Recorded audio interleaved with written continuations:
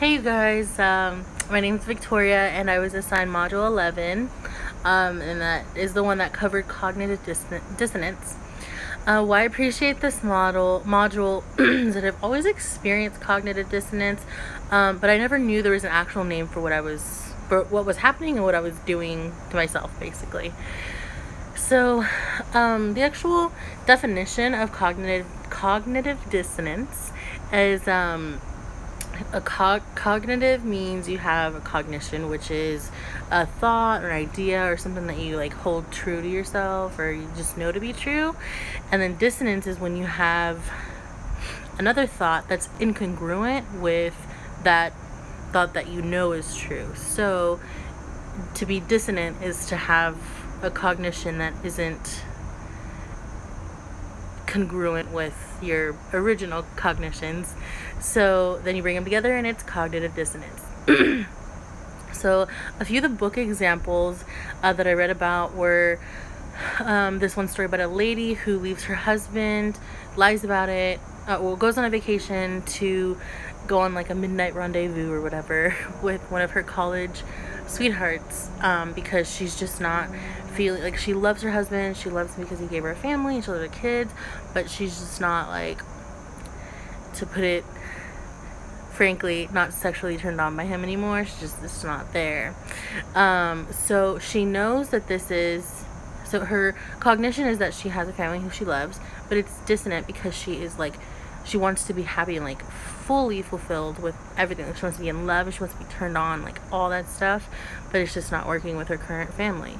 So her cognition is that she has this family, but her dissonance is that if she leaves on this vacation, like for the weekend, to meet her original college sweetheart, her family finds out, that could hurt them.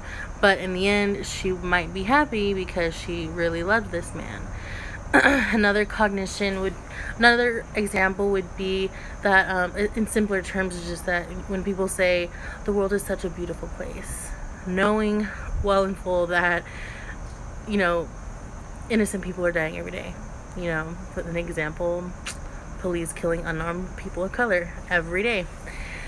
Another cognition could be, loving to eat junk food, and then the dissonance part of that is junk food is bad for your heart. You know that. And then the other one mentioned in the book or in the chapter was, I will stay with my partner no matter what. The dissonance is the partner abuses them. So personal experience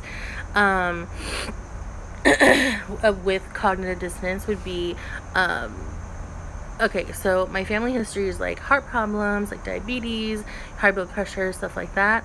So knowing well and full that diabetes and high blood pressure and heart disease runs in my family, I'll still occasionally indulge in like a big traditional Mexican breakfast, or, like after a night of drinking or whatever, we'll go out and have tacos.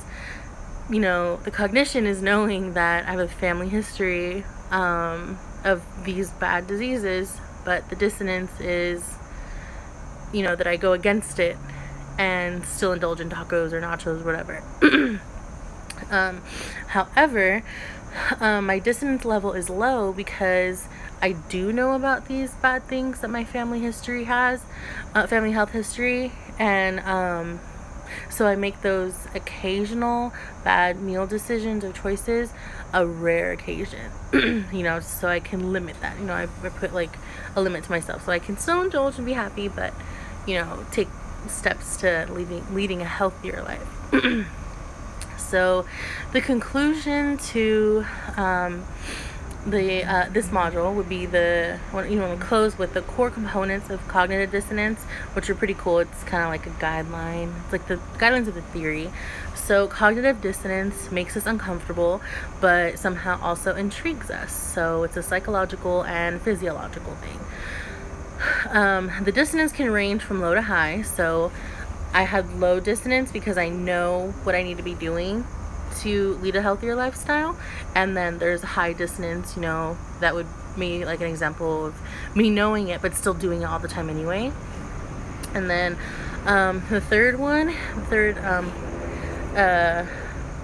component states that people are motivated to change their attitude in response to persuasion. So in order to be less have less cognitive dissonance, you need to kind of change your attitude within yourself, and do it because you want to, so that'll lower all that dissonance. And then the fourth one kind of ties in with this third one, is that dissonance arousal can lead to changing our attitudes, but we have to have freely chosen to change, or else, as we learned in the earlier chapter or earlier modules, that it's going to be coercion, which is ethically immoral. And then lastly, people won't always successfully lower their dissonance, but we should all still be motivated to try. So that's it. Hope you guys enjoyed my personal examples, and I look forward to hearing your feedback. Thanks.